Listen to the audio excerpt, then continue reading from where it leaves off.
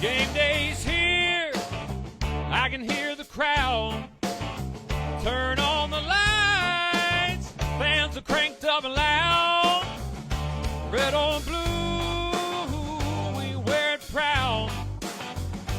Yeah, we love our teams in this border town. Chiefs and Royals, Boo Mizzou, Rock Chalk, Jayhawk, KU. Hear that drum pounding in your feet. Yeah, you're marching to the beat of KC. What is going on, YouTube? What is going on, Kansas City? What is going on, Jayhawk Nation? And what is going on, everybody? And welcome to the Beat of KC. Ladies and gentlemen, my name is Lucas Murphy, and typically you're used to just seeing my face, but I have a special guest to come on today. Super excited. He is a producer at 810 WHB, a local radio station here in Kansas City. Kyle Collier, how you doing, my friend? Lucas, man, thanks for having me. Thanks for having me on the channel. Been a while. No problem, no problem. And I'm excited to talk Kansas Jayhawks basketball with you. Obviously, you talk a ton of Chiefs. You talk a lot of sports over at 810, obviously, but I want to really kind of pick your brain with the Kansas Jayhawks. You know, obviously, they're the number 8, which is kind of crazy. We'll talk a little bit about that, but we're now number 8 in the nation. Kansas Jayhawks will travel to Stillwater to take on Oklahoma State, the Cowboys. Holy smokes. I mean, a lot of people in my comments section are really talking about this potentially being a trap game, and that's really what I want to talk to you about at first. We're coming off of a massive loss, you know, really kind of just a decimation in Ames, Iowa. I mean, holy smokes. We went into the Hilton Coliseum and just really got put in our place. Real quick, before we get to Oklahoma State, what were your thoughts on that? Yeah, no, I mean, that just felt like a 1-for-1. Iowa State just said, we're just going to tag you right back, because obviously we saw Kansas lay it on them at Allen Fieldhouse, and then they go to Hilton, and Iowa State just returned the favor. They were physical. They were obviously shooting the ball incredibly well, annoyingly well, almost. Myself, a Kansas fan, I definitely was yelling at the TV like, come on, you've got to be kidding me. Another one, right? But yeah, it's not something to be too worried about, if you ask me. Bill tonight on Hawk Talk on 810 actually just kind of brought up how Trey White, you know, and Darren Peterson weren't really practicing with them. So I'm not really not too worried about it. For sure. You know, that's an extremely tough place to go into. I think now have lost 4 in a row there.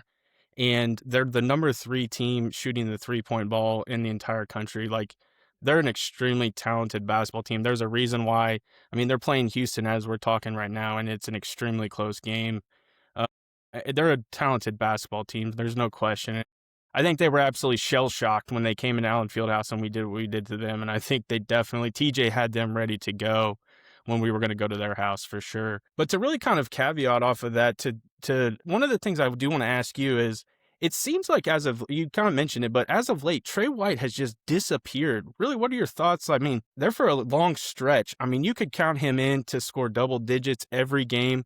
I think up to a certain point, he had maybe 1 or 2 games where he just didn't score in double digits. As of late, he just can't figure it out.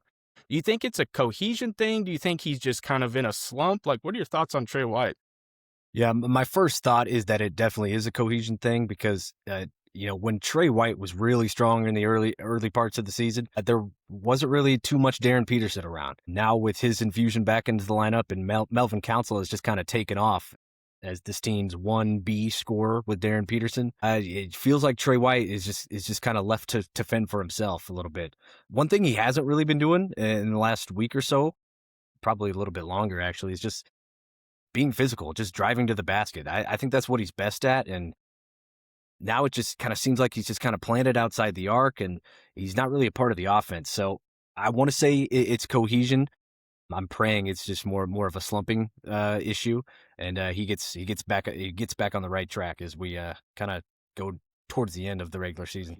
For sure. And one of the things I noticed too is his 3-ball just hasn't been really falling either, and that's kind of been something we've relied on him for really in a lot of games, is not to go off and just, you know, erupt from the 3, but you expect at least a good 2 to 3, maybe 4 good shots from the 3, and it's like every one of them just is not falling for him. So I get struggles happen. I mean, this is a decently long season and things like that happen, but you hope that we kind of turn around, especially with us getting towards the end of the season, and really when games matter, they're coming up. And that leads us right into this one. again, we kind of talked a little bit. Fans think that this potentially could be a trap game. I think, obviously the Cowboys, they're averaging 84.7 points per game. I think Kansas is right around 76, 77 points per game. And as of late, I mean, the Cowboys, they're on a 3-game slump, but they did beat BYU. They've taken a lot of these more, I guess, competitive Big 12 teams to the brink in some of these games. They're led by Anthony Roy. He's their leading scorer. He's averaging right around 17, 18 points. He's really kind of that go-to guy. And then they have Parsifala. There's always one guy, Kyle, on every team where I have to go and look and figure out how to pronounce the name. It's incredible, and I think it's him. But he's really kind of their big. He's the leading rebounder. He's averaging right around 6 rebounds per game. Just kind of, what are your thoughts on the idea of this being a trap game? Do you think that we should buy into that narrative, or do you think the Kansas Jayhawks, coming off of that kind of embarrassing loss, they're going to be pretty ready to go? Trap game, I see it, I get it, but I just think it's more of that Kansas fan base worriness, their nervousness we sometimes get. Oklahoma State is not really a team that scares me. Yeah, they can put the ball in the net, but I think Kansas' defense is going to be too strong, too physical, too big for them. They've had plenty of time to lick their wounds from Iowa State. I think Bill's going to have them in good shape, especially now that everybody's back practicing. For sure. And, obviously we went through a stretch there where it was either a tooth or it was the flu. Something got somebody. And, what's crazy is it just seems like it's always something. I mentioned one of my friends. I was like, we have like these weird, it's not like severe injuries. They're weird injuries, like cramping. Obviously the rolled ankle, I think those are probably more common, but the flu, like there's a lot of weird things that have kind of happened to this team, and they find a way. I mean, that Arizona game was just absolutely insane to be able to do what we did. Again, it was in Allen Fieldhouse, but without Darren Peterson, and we go out there and just find a way. And I think that just shows the grittiness, the adversity this team has faced. And I really think that there's a good opportunity for this team to make a run. But kind of get back to this Cowboys team, I really am kind of curious to see how we go into that environment. And Bill Self mentioned too, he's like, every game at this point is like your biggest one. It's going to matter. And we're getting to the end, and they're kind of setting up. They know where they're going to probably go. And so I'm excited to kind of see how we do it. Do you think their environment will Kansas is a big game for anybody. It doesn't matter who it is. You think the environment will have a factor in any of this? They're certainly going to be fired up because, even though Kansas is no longer the perennial leader in the Big 12, Houston in the lead right now, Arizona is still in front of you if you're Kansas and Iowa State. Kansas is always going to have that target on their back wherever they go. So a raucous environment is a given for sure, but they just went to Iowa State. That's probably the toughest road battle they're going to have. I know they still have Arizona coming up on the schedule, but Iowa State was the big one. Oklahoma State, it really doesn't scare me that much unless they just start raining down threes. I mean, every time we go to the Cowboy land there, I think of Phil Forte, just raining threes on Kansas. This environment, it shouldn't be a problem for the Jayhawks, especially after coming from Hilton. Yeah, for sure. Nah, I think they'll be ready to go. Obviously, Bill has deep ties to this game. He always seems to be more amped as the coach in this game because of his deep connections to Oklahoma State. I think he's going to have them ready, and especially one of the guys I want to talk to you about is Darren Peterson. Obviously, he's been the talk of it doesn't matter who's talking about college basketball. At some point, they're going to mention Darren Peterson. Really, what are your thoughts on Darren Peterson? You think he's going to be ready to go in this game, and what can you really maybe expect from him? I expect him to be a full go. Bill said he was a full go. Frankly, they need more from Darren Peterson. If he's going to be the focal point of the offense, he's got to start lighting it up. I think that was pretty much the issue in Iowa at Iowa State on Saturday. Darren Peterson just couldn't get going. Iowa State's physicality just kind of seemed to lock him up a little bit. He wasn't really hitting any tough jumpers or anything like that, and that's going to affect the rest of the team. We brought up Trey White earlier. I think that's definitely part of it. If Darren's going, I think the team's going. And that includes Melvin Council and Flory. So Darren Peterson, he's got to be the linchpin. He's got to be the 1A in the offense, and the guys just got to follow suit. For sure. No, I agree. Now that leads me to this next question. I'm this kind of takes it a little bit, we're focusing on Oklahoma State. I'm going to kind of pull it out. We're going to look big picture. So far this season, obviously it's not necessarily been a roller coaster, but there's been some very ups and downs. But my question to you is who who has surprised you the most? Who has kind of been your favorite player this season? Man, I certainly didn't see Melvin Council coming on as strong as he did. I mean, man, I was at that game against Arizona. That was my first game I'd actually been to in a while. I didn't realize that every time he touches the ball, the fans start barking every time. But I'm not going to go with Council. I'm going to go with Flory, actually. He's really developed this inside post game that he had no shades of last year. He's made a tremendous jump, and he's already got great athleticism. He was obviously great on the defensive end. It feels like he's got even better there. And now he's added a post game. He's got these little baby hooks. These obviously he can catch a lob, but he's been a force attacking other bigs down low. If he can continue that, he just keeps surprising me a little bit with how good he's getting. I think it's crazy because I feel like I can personally say I've watched every game except for, when it goes on Peacock, that's like the one system I don't have. But and that's what I think this game on Wednesday is going to be on Peacock, unfortunately. But I think what's crazy is we've seen his development in every game. Like starting out the year, he really wasn't producing the points wise. He's always been that decent rebounder. But we didn't see like the points and really the ability to have his defense just well known. And I think we've seen that growth as fans in every game. I mean, his ability to stay with some of even the more like athletic guards now has been just insanely impressive. And his ability to really read when that guard or that forward is driving to the basket to know, like, I don't need to jump prematurely to try to block it and foul. Lately, he has been staying away from the fouls, which has been the key. And I think that's been massive. And the growth has been insane. And I'm hoping I could see him. I know the NBA all drafts on potential, and there's a lot of potential there. And so I'm hoping that he could find a way to maybe come back, refine it just a little bit more and give it a go one more year. But I could see him going in the draft potentially. It's just going to be borderline. But I think, too, one of the guys that's really kind of impressed me is Bryson Tiller. What are your thoughts on Bryson Tiller? Yeah, just like Flory, just a guy that surprised me with his offensive prowess. I didn't realize he was as good as a jump shooter as he is. And Bill's talked about it with both him and Flory. They've just both become more aggressive with the ball in their hands, and they're kind of letting their offensive game show to a bit of a surprising level. And that's a nasty tandem down low. If Bryson Tiller's going, he can really be a physical presence, as can Flory. And if Bryson Tiller just keeps shooting the way he's shooting, you've got a stretch four next to your five and Flory. Darren Peterson has a lot of options, right? Melvin Council has a lot of options. Like when they drive, dish it off to Flory, throw up a lob to Flory, or you might be able to find Bryson Tiller out in the corner. This certainly worked well against Arizona.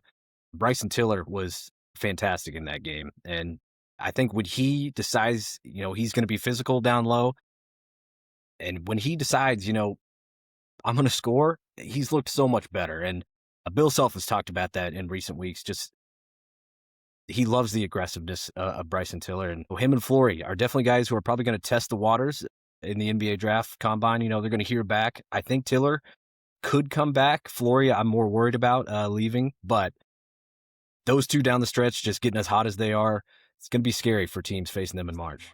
For sure, yeah.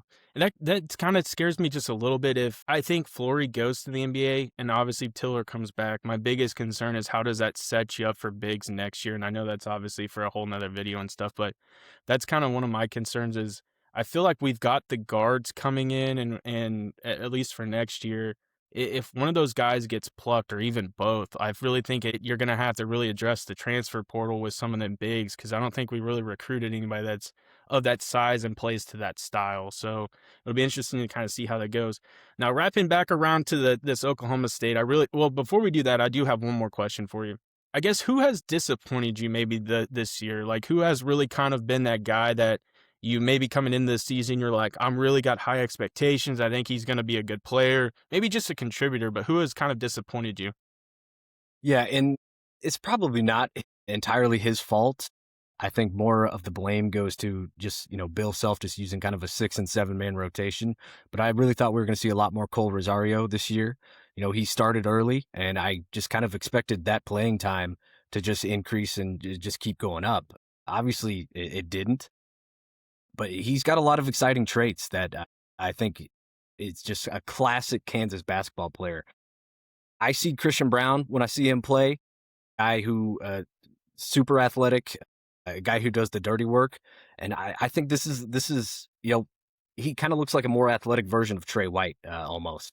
Obviously he's a young kid, he's obviously a freshman. Maybe the confidence isn't there, but I really thought we were going to see a little bit more of him because I think he's got a unique skill set that Kansas certainly could use. And hey, maybe we do, but so far, yeah, he's my disappointment of the season. I agree. I made a video about him before the season started, and I really talked about how I thought he could potentially be right next to Darren Peterson when it comes to kind of having that contribution. Maybe not obviously to Darren Peterson's level. I don't think anybody's on his level, but I think to at least have some type of, as the minutes would increase, things like that. And I really think like I was more disappointed in that too. I think to just take a different approach, the guy that really just kind of, I don't know, puts a sour taste in my mouth at times is Marco Jackson. And the reason he plays, he hustles, he does some very good things. He's a good defender. He steals the ball. But man, does that guy make some mental mistakes? Like, I get that he's still considered a younger player, but I mean, man, he makes some silly mistakes at times. You can tell Bill is over there and just gets hot at times because he'll turn the ball over or he'll take a shot and it's just nowhere close.